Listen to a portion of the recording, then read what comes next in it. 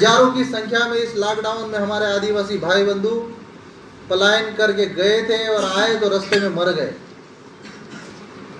बेरोजगारी के लिए आज इस लॉकडाउन में दर दर भटक रहे हैं। कोरोना काल में जहां आदिवासी क्षेत्रों में युवाओं को रोजगार मिलना चाहिए था, आदिवासी जो बच्चे कुपोषण से मर रहे हैं उनके लिए विशेष पैसा आवंटित होना चाहिए था।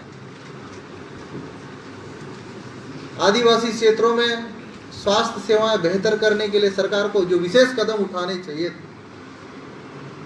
आदिवासी युग योजना का जो करोड़ों रुपए मिला था, उन सब पैसों को डाइवर्ट करते हुए मध्य प्रदेश की शिवराज सिंह चौहान सरकार ने आज आदिवासी इलाकों को उस हालत में लाकर छोड़ दिया है कि जहां एक ब्लॉक में 8000 से ज्यादा बच्चे कुपोषित हो सकते हैं।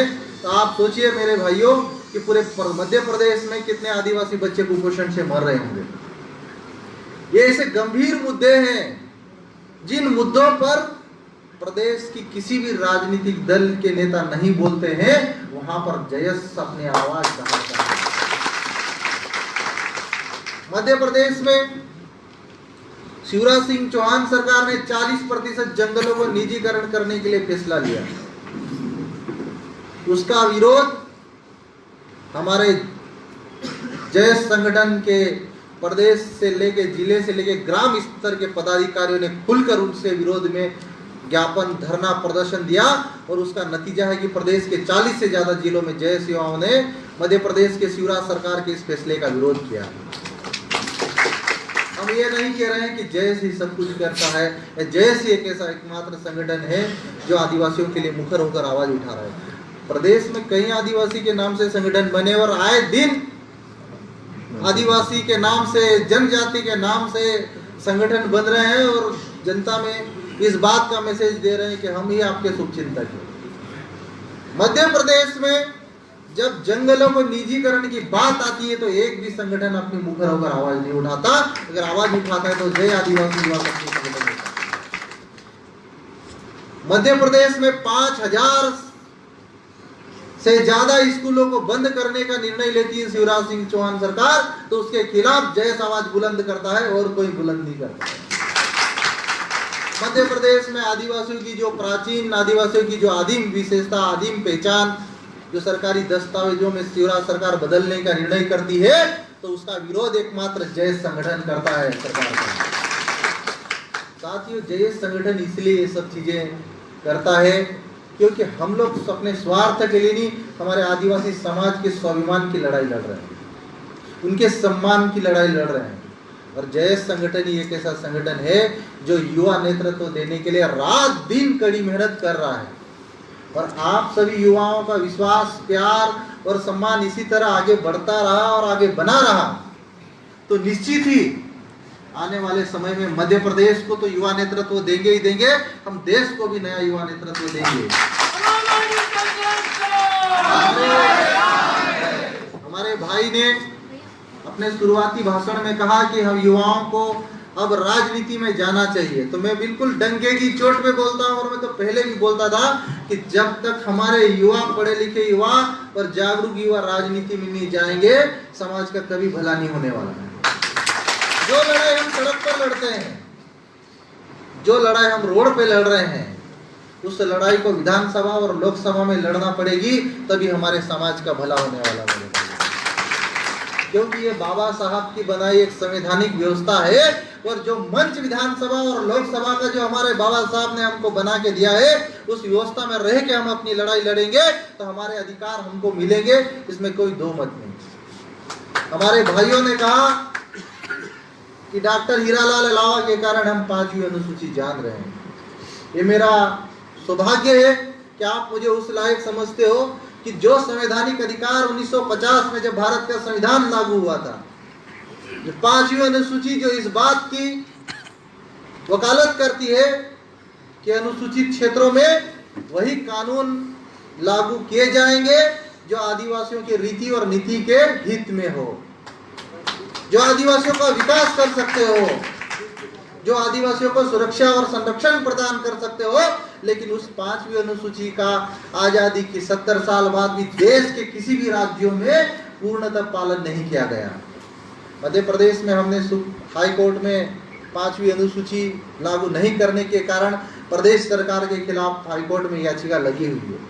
2 बार हाई कोर्ट में सुनवाई हुई, मध्य प्रदेश सरकार अभी जवाब नहीं दे पाई कि अभी तक क्यों नहीं लागू कर पाई। और आप लोगों को इस बात का भी हम लोग विश्वास दिलाते हैं कि अगर आने वाले समय में ये युवा नेतृत्व आगे बढ़ता है तो 5वीं अनुसूची के एक एक प्रावधानों को जमीन पे उतार के दिखाएंगे, ये मेरा वादा है आपको। और संविधान की 5वीं अनुसूची लागू होती है तो आप इस बात से सुनिश्चित रहिए कि जो जमीन आज विकास के नाम पर आदिवासियों की जमीन जबरन छीनी जा रही है, उनको जंगलों से बेदखल किया जा रहा है, आज जंगलों के निजीकरण के नाम पर प्रदेश के लाखों करोड़ों आदिवासियों को विस्थापित करने की जो सरकारी योजनाएं चल रही है, इनकी हिम्मत नहीं कि अनुसूचित क्षेत्रों में, शेड्यूल एरिया में 5वीं अनुसूची लागू होने के बाद आपको हटा पाएंगे। 5वीं अनुसूची को लागू करने के लिए हमको कोर्ट की लड़ाई तो लड़ना ही लड़ना है, लेकिन संसद के भीतर भी जाकर लड़ाई लड़ना पड़ेगा मेरे भाइयों, तभी हम लोग 5वीं अनुसूची का लागू करवा पाएंगे। आज इस युवा समाज की इस थीम के माध्यम से हमने इस थीम रखी कि युवा नेतृत्व 2021, और आप सभी युवाओं से मैं इस बात को कहना चाहता हूं कि युवा नेतृत्व तैयार जब तक आप नहीं करोगे, आप राजनीति में नहीं आओगे, तब तक आपके ऊपर अयोग्य लोग राज करते रहेंगे, शासन करते रहेंगे, आपके ऊपर हुक्म चलाते रहेंगे। जो युवा है आज आदिवासी समाज अपना नेतृत्व करने के लिए सक्षम है, अपनी बात दमदारी के साथ रखने के लिए सक्षम है। हम लोग विधानसभा में बोलने के लिए सक्षम है, हम लोकसभा में बोलने के लिए सक्षम है, तो अब घर बैठे बैठे किस बात का इंतजार कर रहे हैं हम लोग। हमको नए युवाओं को, जो उस युवा पीढ़ी को और राजनीति की उस परिदृश्य को बदलना होगा। आज आदिवासी समाज में भी परिवारवाद और वंशवाद हावी है। वही नेता बनते हैं बार बार जिनके पिताजी विधायक रहे, सांसद रहे, मंत्री रहे, राजा रहे, महाराजा रहे। लेकिन आज जय आदिवासी युवा शक्ति संगठन के माध्यम से हम लोग ऐसे ऐसे युवाओं की पहचान कर उनको राजनीति के क्षेत्र में, सामाजिक क्षेत्र में आगे बढ़ाना चाहते हैं, जो समाज को सही दिशा और दशा दे सके। और अगर हम लोग नहीं करेंगे, आज 40% जंगलों के निजीकरण का जैश विरोध नहीं करता, 5वीं अनुसूची लागू नहीं करने के खिलाफ शिवराज सरकार के खिलाफ जैश आवाज नहीं उठाता, आदिम जाति शब्द हटाने के खिलाफ जय शिवराज सरकार के खिलाफ नहीं बोलता, तो ये मध्य प्रदेश में कोई आवाज गूंजती क्या आदिवासियों की? बताइए। मैं कहना चाहता हूं आप सभी युवाओं से, हम लोगों को राजनीतिक रूप से ताकतवर तो होना ही होना है, लेकिन सामाजिक रूप से भी ताकतवर होना है। और आप सभी युवा जैसे जुड़ रही इसलिए रहे हैं कि हम लोग हमारे समाज के लिए, हमारा जो आखिर पंक्ति में खड़ा भोला भाला आदिवासी वर्ग है, जो आज भी मेरे पास कई जिलों से फोन आते हैं कि हमारे ऊपर अत्याचार हो रहे हैं, हमारी जमीन छीनी जा रही है, पुलिस हमारी FIR दर्ज नहीं कर रही है, आज हमारे घर वालों को परेशान किया जा रहा है। जब तक हमारा समाज संगठित नहीं होगा, हमारे युवा संगठित नहीं होंगे, हम लोगों के ऊपर शोषण और अत्याचार होते रहेंगे। लेकिन इस बात की भी एक गारंटी है कि जब से जैस संगठन मैदान में आया है, मध्य प्रदेश में किसी की भी जबरन आंख उठाकर आदिवासियों की तरफ देखने की हिम्मत नहीं हो रही है। और आने वाले समय में हम जैस को और कई गुना ताकतवर करने की दिशा में आगे बढ़ रहे हैं। हमारे संगठन के माध्यम से हमारे ये प्रदेश कार्यकारिणी के समस्त पदाधिकारियों ने कमर कस ली है कि मध्य प्रदेश के में आगामी 2021 में 15 जनवरी से लेकर 26 जनवरी तक जैस का सदस्यता अभियान चलाया जाएगा। और उस सदस्यता अभियान के माध्यम से लाखों युवाओं को जैस में हम जोड़कर जैस संगठन को और ताकतवर बनाने की दिशा में काम कर रहे हैं। आज की इस परिचर्चा ने, आज की जैस संवाद ने उन लोगों की गलतफहमियां दूर कर दी जो जैस के ऊपर उंगली उठाने लग गए थे कि जैस खत्म हो गया, जैस बिक गया। जैस एक विचारधारा है, ये कभी नहीं बिकेगा, कभी नहीं झुकेगा और कभी नहीं रुकेगा। इस बात का आप सभी को विश्वास दिलाता हूं। साथियों, आप सभी से मैं यही अपेक्षा करता हूं कि जैस संगठन को मजबूत कैसे करना है। ग्राम स्तर पे, पंचायत स्तर पे, ब्लॉक स्तर पे, जिला स्तर पे जैस पदाधिकारियों की नियुक्ति जल्दी से जल्दी करे और संगठन को नई दिशा देने के लिए, ताकतवर बनाने के लिए हम सबको मिलकर काम करने की जरूरत है। अभी हम लोग आज चर्चा कर रहे थे कि 5वीं अनुसूची और पेशा कानून, जहां पर पेशा कानून में ग्राम सभा को सर्वोपरि माना गया है। ग्राम सभा को इस बात का दर्जा दिया गया कि न विधानसभा न लोकसभा, सबसे ऊंची ग्राम सभा की जहां बात की गई है जिस पेशा कानून में। अगर हम लोग, हमारे संगठन के युवा ग्राम पंचायत स्तर पर अगर ग्राम सभा के माध्यम से हर गांव में प्रस्ताव पास करते हैं तो निश्चित ही आने वाले समय में हम हमारे गांव में जो ग्राम स्वराज की कल्पना की गई है पेशा कानून में, उस ग्राम स्वराज को पूरी तरह लागू करवाने में कामयाब हो जाएंगे। लेकिन इसके लिए सिर्फ डॉक्टर हीरालाल अलावा अकेले की ही प्रयास से संभव नहीं है। आज जैसे संगठन मजबूत हुआ तो सिर्फ मेरे कारण नहीं है, आप सबकी मेहनत, विश्वास और आप सभी की जो समय दिया है उसके कारण जैसे संगठन आज प्रदेश में ताकतवर समूह के रूप में उभरा है। हमारे सामने हम तुम्हारे साथ हैं। हमारे सामने कई चुनौतियां हैं। आज जैसे संगठन को तोड़ने के लिए प्रदेश में कई नए नए संगठन बनाए जा रहे हैं, लेकिन एक बात सोचना है, एक बात विचार करना है, क्या जो नए संगठन बन रहे हैं आए दिन जनजाति के नाम से, आदिवासी के नाम से जो आए दिन नए नए संगठन बन रहे हैं, कभी उन्होंने 5वीं अनुसूची को लागू करने की बात कही, कभी उन्होंने पेशा कानून के अधिकार दिलाने की बात कही, कभी उन्होंने जंगलों के निजीकरण के खिलाफ आवाज उठाई, कभी उन्होंने आदिवासी क्षेत्रों में बढ़ रहे निजीकरण का विरोध किया हो तो आप लोग मुझे लिख कर दे सकते हो, मुझे बता सकते हो। लेकिन ये संगठन जो बनाए जा रहे हैं सिर्फ राजनीतिक पार्टियों के अपने अपने स्वार्थ है, और ये अपने अपने स्वार्थ साधने के लिए आदिवासी समाज में जैस के माध्यम से जो एकता बन रही है, और एकता इसलिए बन रही है कि जय आदिवासी संगठन ने किसी भी व्यक्ति से आज तक कुछ नहीं मांगा है। मेरे भाई, हमने किसी भी आदिवासी व्यक्ति से यह नहीं कहा कि जय संगठन के लिए ये दे दो। हमने कभी मांगने की और कभी भी हमने आज तक किसी से नहीं बोला कि आप जय संगठन से जुड़िए। देखिए, आप लोग सब जानते हैं कि जय संगठन से जुड़ इसलिए रहे क्योंकि जैस का काम दिखता है, और जैस के काम की वजह से जैस का नाम पूरे देश में चलता है। और आज जैस के कारण आप लोग जुड़ना चाहते हैं, जैस से मिलकर काम करना चाहते हैं। और ये जयस सिर्फ एक विचार तो है ही है, लेकिन ये हम सब पूरे देश के आखिर पंक्ति में खड़े वर्ग की एक ताकतवर आवाज है जो राजनीतिक दलों से ऊपर उठकर आदिवासी हितों के लिए, आखिर पंक्ति में खड़े लोगों के लिए संघर्ष कर रहा है और बुलंदी के साथ आवाज उठा रहा है। मध्य प्रदेश के 89 ट्राइबल ब्लॉकों में शिवराज सिंह चौहान सरकार ने पिछले दिनों 5,700 स्कूलें जो बंद करने का निर्णय लिया है। क्या ये निर्णय आप लोगों को सही लगता है? आप लोग हाथ खड़े करके बताएं। क्या ये निर्णय वापिस होना चाहिए? अगर होना चाहिए, आप सभी पदाधिकारियों को, कार्यकर्ताओं को, हमारे जुझारू युवाओं को ताकतवर के साथ अपने अपने क्षेत्रों में इस बात का प्रचार करना पड़ेगा कि आदिवासी क्षेत्रों में स्कूल बढ़ाने की जरूरत है, स्कूलें बंद करने की जरूरत नहीं। और अगर एक बार स्कूलें बंद हो गई तो आप सोचिए कि हमारा समाज जो छोटे छोटे मोहल्ले में बसता है, छोटे छोटे फलियों में बसता है, आज 10 किलोमीटर 5 किलोमीटर की दूरियां तय कर हमारे आदिवासी बच्चियां, हमारे आदिवासी युवा नहीं जा पाएंगे। हमको आदिवासी इलाकों में शिक्षा को बढ़ावा देने की जरूरत है। आज भी 30 से 40% से ज्यादा हमारे आदिवासी इलाकों में शिक्षा का प्रतिशत नहीं है। लेकिन भाजपा की शिवराज सिंह चौहान सरकार अगर आदिवासी क्षेत्रों में स्कूल खोलने की बजाय स्कूल बंद करने का निर्णय करती है तो पूरे जैस संगठन को ताकतवर तरीके से इसका विरोध करने की भी बनती है।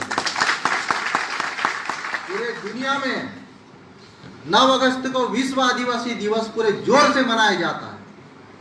पिछली कमलनाथ जी की सरकार ने हमारे अनुरोध पर पूरे मध्य प्रदेश में 9 अगस्त को आदिवासी दिवस घोषित तो किया था, लेकिन साथ में हमारे अनुरोध पे 89 ट्राइबल ब्लॉकों में पैसे भी सरकार ने 50-50 हजार रुपए दिए थे, 1 लाख रुपए दिए थे।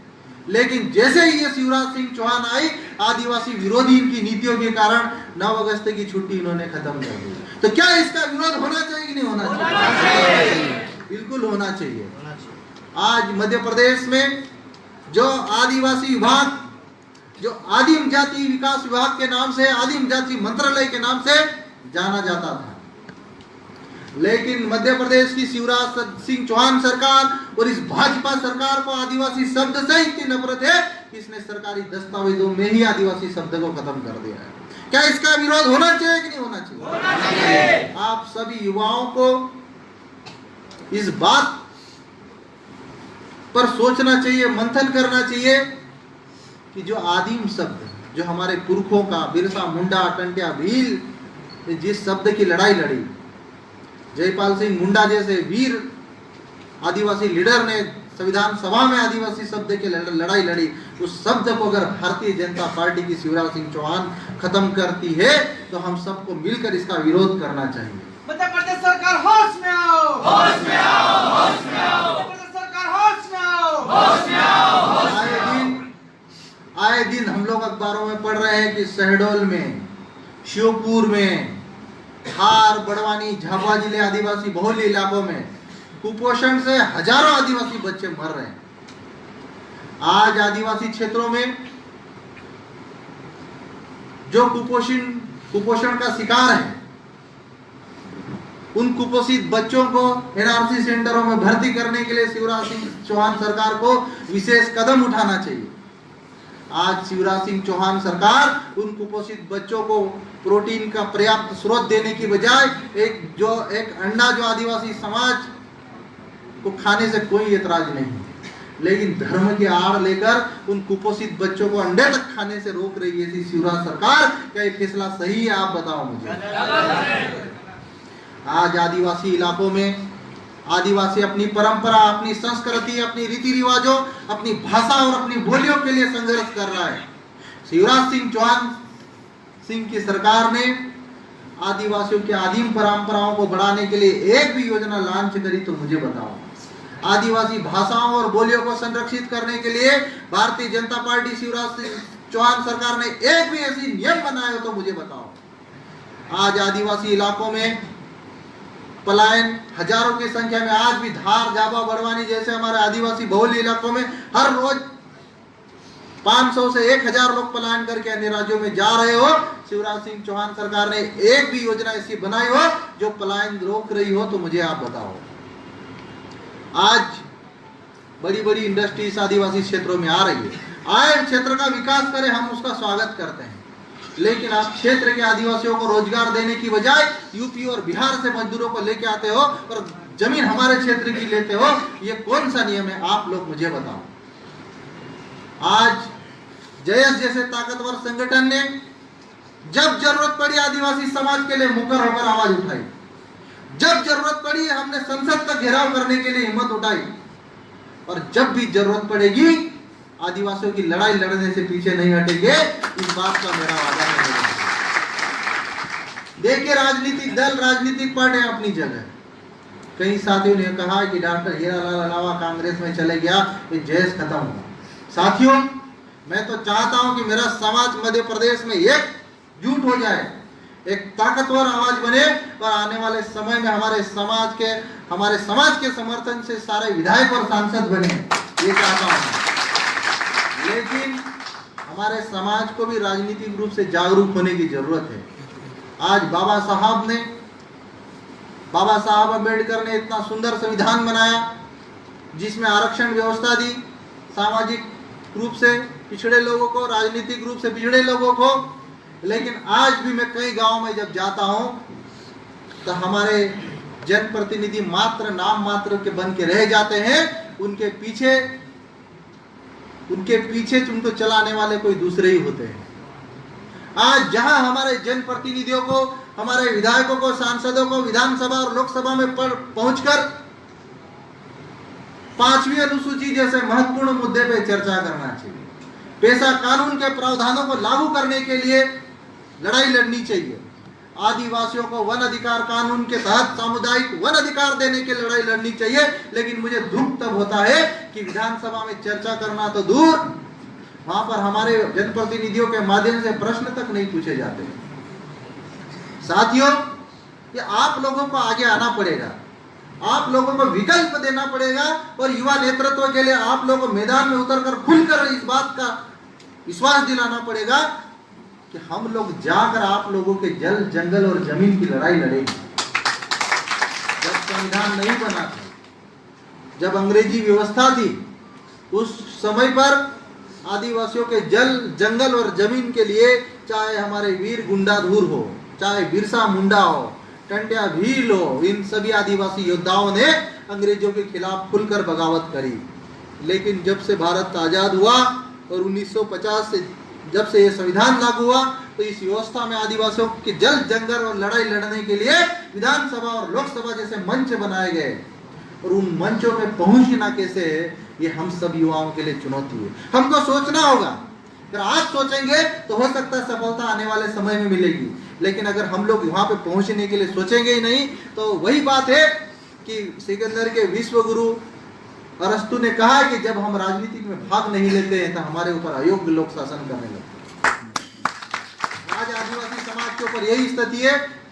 आप चुनाव में भाग लेते हो तो बोलते हैं अरे वो तो राजनीति कर रहा है। अरे राजनीति करना मतलब इस देश की लोकतांत्रिक व्यवस्था का सम्मान करना है, इस देश के लोकतंत्र का सम्मान करना है। और अगर आप जैसे युवा, नए युवा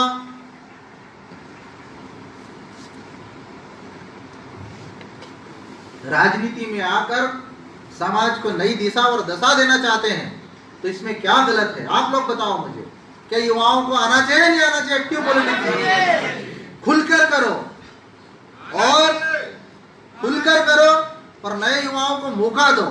और जिस दिन आप लोगों ने इतने, आज इस सभा के अंदर अगर 100 लोग भी बैठे, 200 लोग भी बैठे, और आज आपने संकल्प ले लिया कि आदिवासी समाज में युवा नेतृत्व होना चाहिए, तो आने वाले समय में दुनिया की कोई भी ताकत युवा नेतृत्व आने से रोक नहीं सकती।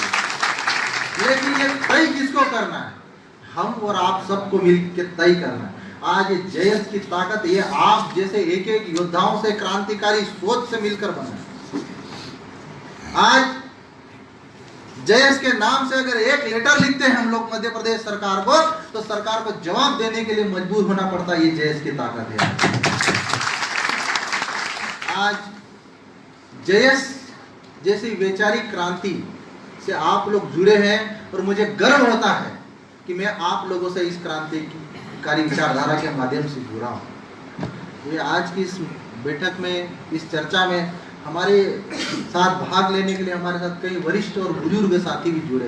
मैं आप सभी का भी तहे दिल से मैं शुक्रगुजार हूँ कि आप हमारे जैसे नौजवानों की बातों का सम्मान करने के लिए, हमारे विचारों का सम्मान करने के लिए आज हमारे एक छोटे से एक मैसेज पर भी आप लोग इतनी भारी संख्या में एकत्रित हो जाते हैं। और मुझे पूरा भरोसा है कि हमारे जो पुरखे बिरसा मुंडा, टंट्या भील, चाहे हमारे परम आदरणीय, परम सम्मानीय हमारे प्रेरणा स्रोत दादा हीरा सिंह मरकाम जी, जिनको हम श्रद्धा सुमन अर्पित करते हैं इस सभा के माध्यम से, उनको नमन वंदन करते हैं कि उनकी जो प्रेरणा, उनकी जो सोच, कि उन्होंने हमेशा एक बात पे जोर दिया था, हीरा सिंह मरकाम, हमारे आदरणीय मरकाम दादा ने, कि स्वावलंबी बनाओ समाज को, स्वाभिमानी बनाओ समाज को, अपनी संस्कृति, अपनी परंपरा, अपने रीति रिवाज के लिए हमेशा लड़ो।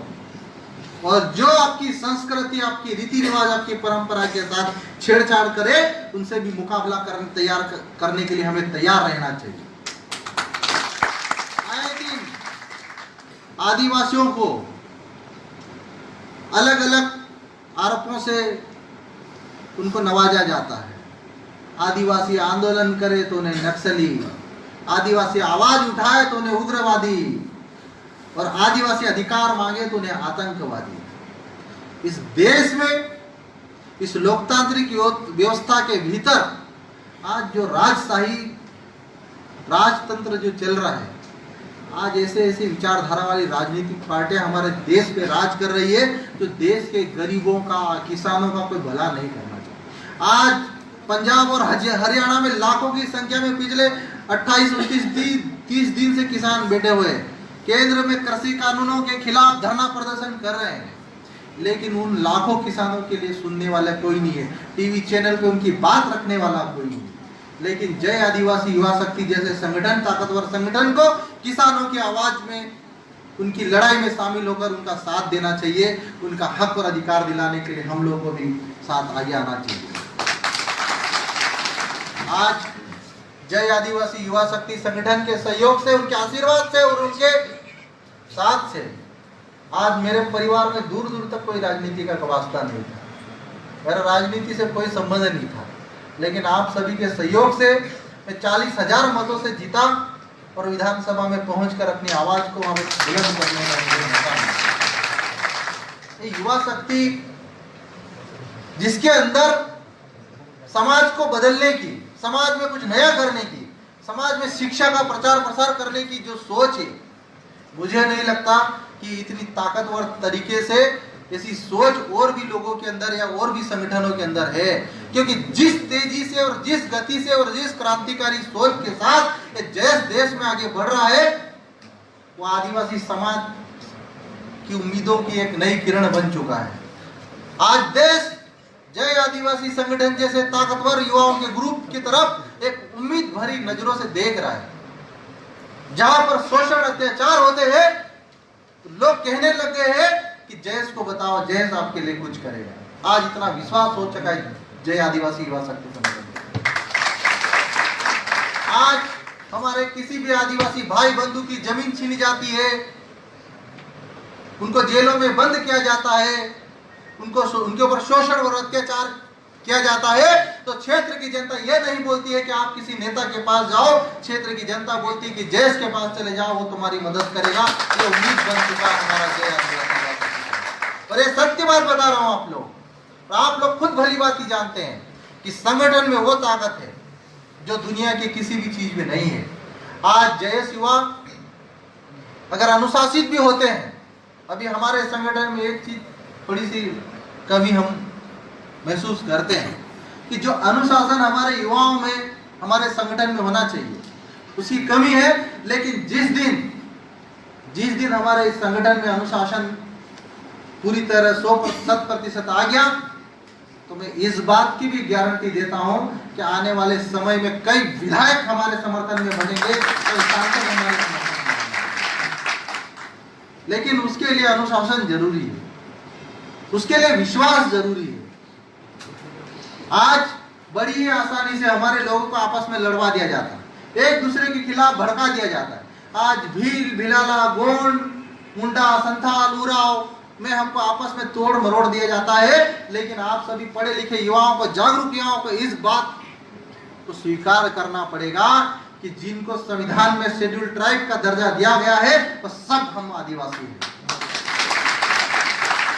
और जो ताकतें आज आदिवासियों को इस बात में भ्रम फैलाकर विरोध कर रहे कि भील अलग है, भिलाला अलग है, पटले अलग है, ऐसे संगठनों को हमको मिलकर मुकाबला करने की जरूरत है। और जो संगठन आज आदिवासियों की संस्कृति से उन्हें दूर करने की कोशिश कर रहे हैं, आदिवासियों को उनके रीति और नीति से दूर करने का प्रयास कर रहे हैं, आदिवासी शब्द को खत्म करने के जो प्रयास कर रहे हैं, ऐसे संगठनों से खुलकर मुकाबला करने की उनको जरूरत है। और जब तक आप और हम लोग इन ऐसे संगठनों से खुलकर मुकाबला नहीं करेंगे, ये संगठन आदिवासियों में विभाजनकारी ताकतों के माध्यम से हमको तोड़ने का षड्यंत्र करते रहेंगे और हमको अपने अधिकारों से वंचित रखने का कार्य करते रहेंगे। कभी इन संगठनों ने 5वीं अनुसूची का हक दिलाने की बात कही हो तो आप मुझे बताओ। कभी इन संगठनों ने आदिवासियों को रोजगार दिलाने की बात कही हो तो मुझे बताओ। ये धर्म के नाम पर आदिवासियों को गुमराह कर रहे हैं, पर आदिवासी क्षेत्रों में अपनी पेट बढ़ाने के लिए भोले भाले आदिवासियों का इस्तेमाल कर रहे हैं। इन संगठनों को रोकना होगा और जय आदिवासी युवा शक्ति युवाओं को मोर्चा संभालना पड़ेगा। और जो अपनी संस्कृति से हमें दूर करेगा, अपनी पहचान से दूर करेगा, उन संगठनों को वक्त के साथ करारा जवाब देना पड़ेगा मेरे भाइयों। क्योंकि आज जो उम्मीद और जो ताकत और जो निस्वार्थ भाव से जो काम कर रहा है, तो जय आदिवासी संगठन भी काम कर रहा है। इसलिए मैं बोल रहा हूं कि जब सरकार आदिवासियों के खिलाफ कानून बनाती है, जब सरकार आदिवासियों को उनकी रीति और नीति से दूर करने का प्रयास करती है, तो बाकी लोग चुप क्यों रहते हैं? जैस की ही जिम्मेदारी थोड़ी ना है। लेकिन आज जैस ये युवा शक्ति अपने सम्मान के लिए, अपने स्वाभिमान की लड़ाई लड़ रही है, और इसीलिए निस्वार्थ भाव से हमारे जैसे युवा आप लोगों के बीच में आते हैं और समाज की लड़ाई को सड़क पे और संसद में लड़ने के साथ साथ विधानसभा में भी खुलकर लड़ाई लड़ रहे हैं। मैं चाहता हूं हमारे समाज में युवा नेतृत्व आए, आप जैसे युवा नेतृत्व समाज का लीडर बने। और आप लोग को एक बात और बताना चाहूंगा, चाहे बुंदेलखंड हो, बघेलखंड हो, मालवा निमाड़ हो, गोंडवाना हो, हम सब युवाओं को मिलकर आने वाले समय में सामाजिक रूप से ताकतवर बनने की तो जरूरत है ही है, लेकिन साथ साथ में राजनीतिक रूप से भी ताकतवर बनने की जरूरत है। जो भी उंगली उठाए आपके ऊपर, उनका सिर्फ एक ही काम है कि आपको अपने मूल उद्देश्य से भटकाने का उनका काम है। तो नहीं चाहते हैं कि आप लोग राजनीतिक रूप से ताकतवर बने, वो चाहते हैं कि उनके जो गुलाम हैं, उनकी हाँ में हाँ मिलाने वाले लोग हैं, वही राजनीति में आए और वही आगे बढ़े। और हम लोगों के खिलाफ ये भ्रम और अफवाह इसलिए फैलाई जाती है कि जो वास्तव में आदिवासी समाज के मुद्दे हैं, आदिवासी समाज के विकास की जो बातें हैं, वो हम खुलकर कर रहे हैं, डंके की चोट पे कर रहे हैं। और इस बात का भी आप लोगों को वादा करता हूं कि जय आदिवासी संगठन आप लोगों की लड़ाई को ताकतवर तरीके से आगे भी लड़ेगी। आप सभी को एक बात और मैं विशेष सूचना देना चाहूं, मध्य प्रदेश के इतिहास में 2021 से जय आदिवासी युवा शक्ति संगठन शिक्षा के क्षेत्र में बड़ा और ऐतिहासिक काम करने जा रहा है। मैं अपने विधानसभा क्षेत्र में 4 करोड़ की लागत से एजुकेशन सेंटर खोलने जा रहा हूं आने वाले समय। और अभी नव वर्ष 2021 में शिक्षा के क्षेत्र में आगे तो बढ़ेंगे, लेकिन आप सभी जय आदिवासी युवा शक्ति संगठन के लिए जयस की विचारधारा को जन जन तक पहुंचाने के लिए हम लोगों ने दैनिक भास्कर के सहयोग से जयस 2021 कैलेंडर की पूरी तैयारी कर ली है। और बस प्रिंटिंग की तैयारी, और इतना शानदार और इतना जानदार कैलेंडर है कि जिन जिन युवाओं को हाथ लगेगा, जिन जिन लोगों के घर जाएगा, तो वो भी जानेंगे, पहचानेंगे कि जयस भी क्या चीज है। हम लोगों ने पिछले 7-8 सालों में क्या क्या उपलब्धियां की, क्या क्या आप लोगों के लिए काम किए, और आपकी लड़ाई को सड़क से लेकर कहां कहां कब कब लड़े, वो पूरा डिटेल उस कैलेंडर में दिया गया है। आप सभी युवाओं से यही अपेक्षा करता हूं, अनुरोध करता हूं कि जयस संगठन को मजबूत करने के लिए आप एक एक युवा जिम्मेदारी ले। जिला स्तर की बॉडी, ब्लॉक स्तर की बॉडी, ग्राम पंचायत स्तर की बॉडी पूरी ताकतवर तरीके से जल्दी गठन हो और आने वाले समय में जयस को मजबूत बनाए, आप सभी से अपेक्षा करता हूं। मैं उन सभी पदाधिकारियों को, प्रदेश कार्यकारिणी बॉडी को, जिला पदाधिकारियों को, तहसील स्तर की बॉडी को और ग्राम पंचायत स्तर बॉडी को मैं तहे दिल से आभार करना चाहता हूं कि आप लोगों ने जयस को मजबूती करने के लिए, मजबूत दिशा देने के लिए जो निर्णय लिया है कि आगामी 15 जनवरी से 26 जनवरी तक जयस का जो सदस्यता अभियान चलाएंगे, गांव-गांव तक जन जागरूकता अभियान चलाइए और इन 10 दिनों में वो काम कर दीजिए जो पिछले 50 सालों में काम नहीं हुए, उस आदिवासी एकता को बढ़ाने के लिए। आदिवासी संघर्ष करो, हम तुम्हारे साथ हैं। आदिवासी संघर्ष करो, हम तुम्हारे साथ हैं। आज जयस जैसे वैचारिक क्रांति को समर्थन करने के लिए हमारे समाज के कई अधिकारी बंधु, कर्मचारी बंधु सहयोग करते हैं। सरकार जयस संगठन को कमजोर करने के लिए, जयस संगठन को खत्म करने के लिए उन हमारे समर्थित अधिकारियों को ट्रांसफर करके अन्य जगह भेज देती है। लेकिन आप सभी कर्मचारी अधिकारी बंधुओं को हम इस बात का विश्वास दिलाना चाहते हैं कि जिस दिन जयस का सिक्का चलेगा और जिस दिन जयस की सरकार बनेगी, उस दिन आप जब चाहोगे, जहां चाहोगे, वहां पे आपको हम खड़ा कर देंगे और वहां पे आप लोगों को लेके आएंगे। इस बात का भी मैं वादा करता हूं मेरे बंधुओं। इसलिए कभी भी ट्रांसफर के डर से, कभी भी सरकार के डर से अपने समाज के साथ गद्दारी मत होने देना। अपने समाज के अधिकारों को